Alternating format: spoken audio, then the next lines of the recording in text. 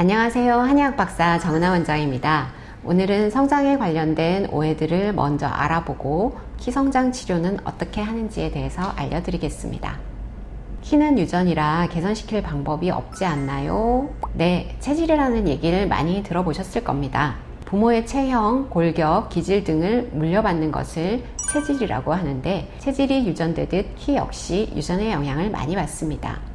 하지만 키와 유전과의 관계에 대한 여러 연구들이 있는데, 그 결과는 30에서 70% 정도로 다양해서 환경의 영향도 무시할 수 없음을 보여줍니다. 실제 임상에서 유전을 뛰어넘어 정말 잘 키운 아이들도 보고, 유전만 믿고 있다가 결국 치료 시기도 놓치고 작은 키로 멈춘 아이들도 봅니다. 저 역시도 두 딸을 유전 키보다 더 키우기도 했고요. 수면, 움직임, 영양, 스트레스 등과 같은 환경적인 요인들을 잘 관리하면서 노력하면 현재 예상되는 키보다 조금이라도 더 크게 키울 수 있으니 좋은 습관을 길러 건강한 아이로 잘 키우시기 바랍니다. 남자아이들은 늦게까지 자라니까 조금 두고 봐도 되지 않을까요? 요즘 부쩍 남자 중학생들이 내원하는 경우가 늘었는데요. 대부분의 부모님들이 코로나 때문에 정말 심각한 질환이 아니면 아이들을 데리고 클리닉을 찾기가 좀 그랬다 그러시더라고요. 또 남자아이인데 늦게라도 크겠지, 조금만 더 지켜봐도 되겠지 했다는 겁니다. 그런데 최근 들어 너무 안 자라는 것 같아서 이제 검사도 하고 도움을 줄 수 있는 치료가 있다면 해야겠다고 오셨다는 거예요. 남자아이라도 중학생인데 최근 6개월 정도에 자라는 게 너무 더뎌요 한다면 성장판이 얼마 안 남아있을 가능성이 큽니다. 여자아이들만 성조수증이 있는 것이 아니고 남자아이들도 성조수증이 증가 추세에 있습니다. 또 성조수증이 아니더라도 부모님 세대보다는 모든 신체 발달이 평균 2년 정도 더 빠릅니다. 그러니 건강검진한다 생각하시고 초등 저학년을 넘기지 않고 남자아이들도 성장 관련 검사를 하시기 바랍니다. 그리고 한번 해봤으니 됐다가 아니라 1년에 1, 2회 정도는 정기검진 하시고 문제가 있다면 전문가의 의견에 따라 검진과 치료를 하셔서 후회 없게 키우시기 바랍니다. 여자아이들은 초경을 하면 키가 멈춘다면서요. 제가 진료를 하면서 가장 많이 듣는 질문 중 하나인데요. 초경을 하면 키가 안 자란다고 알고 계시는 분들이 계신데 그렇지 않습니다. 물론 초경 전까지 자라던 키 성장 속도보다 일반적으로 더뎌지는 건 맞지만 그때도 노력 여하에 따라 결과는 천차만별입니다. 대개 초경을 할 때 성장판 검사를 해보면 뼈나이가 평균 만 12에서 13세 사이 정도인데요. 그 정도 뼈나이일 때 이후 자랄 수 있는 키가 5에서 7cm 정도가 됩니다. 초경을 할 때 뼈나이가 평균 뼈나이보다 어리면 어릴수록 이후 키 성장 가능성은 좀 더 높고, 뼈나이가 많으면 많을수록 이후 키 성장은 훨씬 어려워질 수 있습니다. 그래서 초경 당시에 뼈나이 검사를 해보는 것이 중요하고, 그 검사 결과 예상되는 키보다 좀 더 잘 키우려면 환경적인 관리와 적절한 치료를 할 것을 권장합니다. 초경 이후에도 적절한 관리와 치료가 병행된다면 10에서 15cm 정도까지 키울 수도 있으니 건강하게 관리해 주시기 바랍니다. 성장판 검사는 한 번만 해보면 될까요? 남자아이들은 늦게까지 큰다고 하는 것만 믿고 있다가 성장판이 거의 닫힌 상태에서 오는 안타까운 경우에 대해서 얘기를 한 적이 있죠. 이런 경우 한 번도 성장판 검사를 안 해본 케이스보다 유치원이나 초등 저학년 때 한 번 해봤더니 예상키가 평균 이상으로 나온다며 마음 푹 놓고 계셨던 케이스가 훨씬 많습니다. 우리 아들은 성장판 검사 이후에 예상키가 170 후반 이상은 된다고 했으니까 중학생인 지금은 작지만 많이 늦게 자랄 건가 보다 하고 마음을 놓고 있다가 성장의 기회를 잃어버리게 된 거죠. 어린 나이에 성장판 검사를 통해 확인한 예측키는 성장하면서 변수가 너무 많아서 최종 결과도 그럴 것이다 생각하면 안 되는 경우가 많습니다. 평균적인 아이들의 성장 발달 속도를 따라간다는 전제를 두고 검사 당시 키의 백분위와 성장판 상태를 가지고 계산을 하는 것입니다. 그래서 성장 속도가 평균적이다 하면 예측키대로 자라겠지만 그렇지 않은 경우들이 많아서 검사할 때마다 예측키가 달라지게 되는 게 현실입니다. 그러니 큰 문제가 없었다면 1년에 최소 1, 2회 정도의 추적 검사가 필요하고, 약간 문제가 있었다면 3, 4개월에 1회 정도의 정기적인 검사와 함께 적절한 관리와 치료를 하시기 바랍니다. 키 성장을 위해 잠은 꼭 10시에 자야 하나요? 적당한 수면 시간과 취침 시각을 일률적으로 제시하기가 참 힘들긴 합니다. 미국 수면학회에 따르면 청소년의 경우 8시간에서 10시간 정도 수면을 권장하는데요. 일단 성장에서 가장 중요한 초등학생의 경우 총 수면 시간으로 취침 시각을 살펴보겠습니다. 9시간에서 10시간은 자야 하니까 아침 기상 시각이 7시에서 8시라면 저녁 9시에서 10시 정도에는 자야 하고 늦어도 11시에는 자야 그 정도의 수면 시간을 확보할 수 있게 됩니다. 성장기 학생이 일어나야 하는 아침 시각에서 역산을 하니까 10시 즈음이 되기 때문에 이런 이야기가 나온 이유가 일단 있습니다. 또 빛과 수면 호르몬과는 밀접한 관계가 있어서 자연의 광주기에 맞게 자고 일어나는 것이 숙면과 건강에 더 유리하다는 이유도 있습니다. 그래서 같은 시간을 잔다면 저녁 9시에서 11시 사이에 취침해서 자연의 광주기에 맞추는 것이 더 좋겠죠.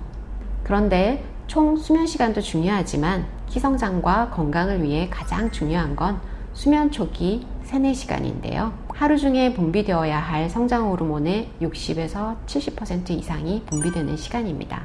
또 하루 종일 피로해진 뇌를 청소하고 깨어있는 동안 입력된 많은 정보들을 잘 정리정돈해서 인출하기 쉬운 상태로 만드는 중요한 시간이기도 합니다.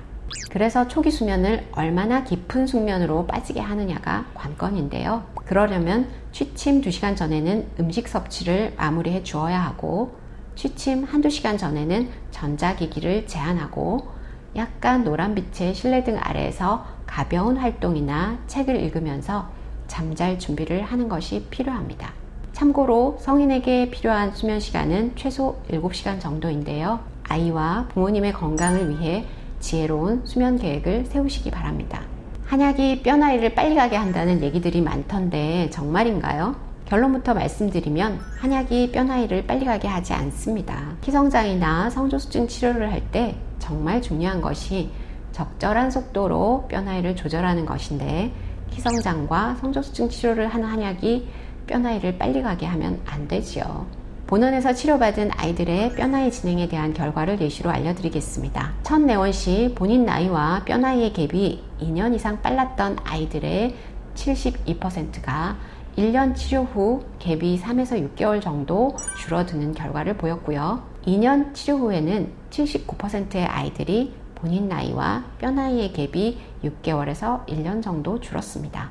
간혹 뼈 나이가 본인 나이보다 더 어려지는 경우들도 있습니다. 첫 내원 시 뼈 나이와의 갭이 성장 과정 중에 더 벌어지지 않는 것만 해도 키 성장률을 높여 좋은 결과를 낼 수 있는데 대부분의 경우 뼈 나이의 진행이 더디되면서 키 성장도 확보할 수 있으니 걱정하지 않으셔도 되겠습니다.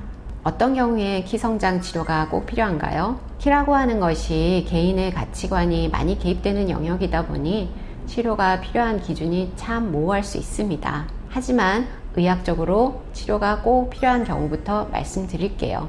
1. 또래 키 100분이 3% 이내의 아이. 2. 연간 키성장 4cm 미만의 아이. 3. 또래 평균 신장보다 10cm 이상 작은 아이. 4. 성장 호르몬 검사에서 성장 호르몬이 결핍인 아이. 5. 만성 신부전, 터너 증후군, 프레더 윌리 증후군, 누난 증후군 등 질환이 있는 아이. 6. 임신 주수에 비해 작게 태어난 부당 경량화 진단을 받은 저신장 아이 정도로 정리할 수 있겠습니다.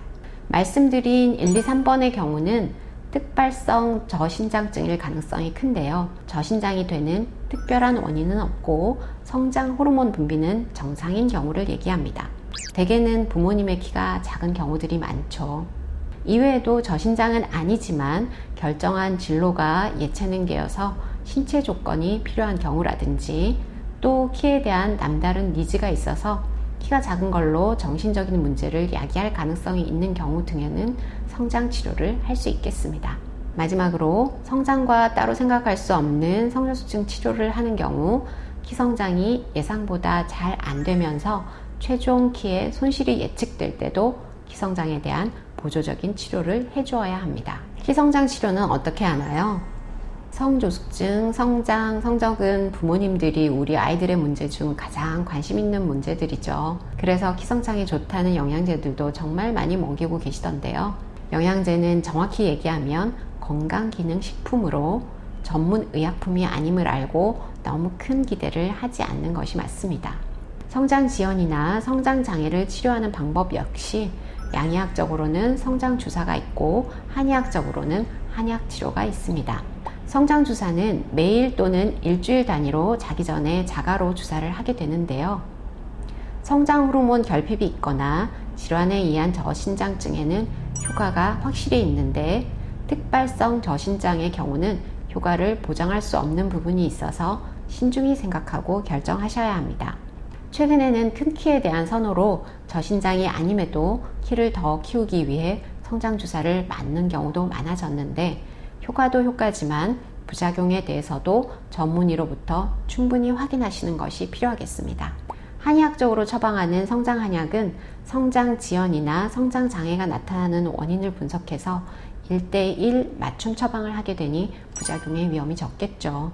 또 비만이나 당뇨가 있는 아이들의 경우 성장 호르몬 주사를 맞기 힘들 수 있는데 한약치료는 비만과 당뇨를 개선하면서 성장을 함께 도울 수 있는 장점이 있습니다. 효과적인 성장 한약을 처방하기 위해서는 진단과 경과 관찰 시 한의학적인 검사와 양의학적인 검사가 항상 통합적으로 이루어져야 합니다.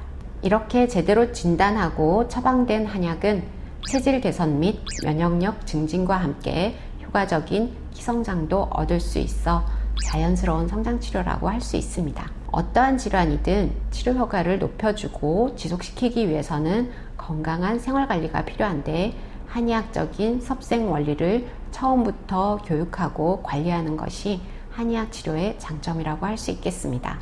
이 시간에 알려드린 내용들이 우리 아이들의 건강한 성장에 도움이 되길 바라고 경청해 주셔서 감사합니다.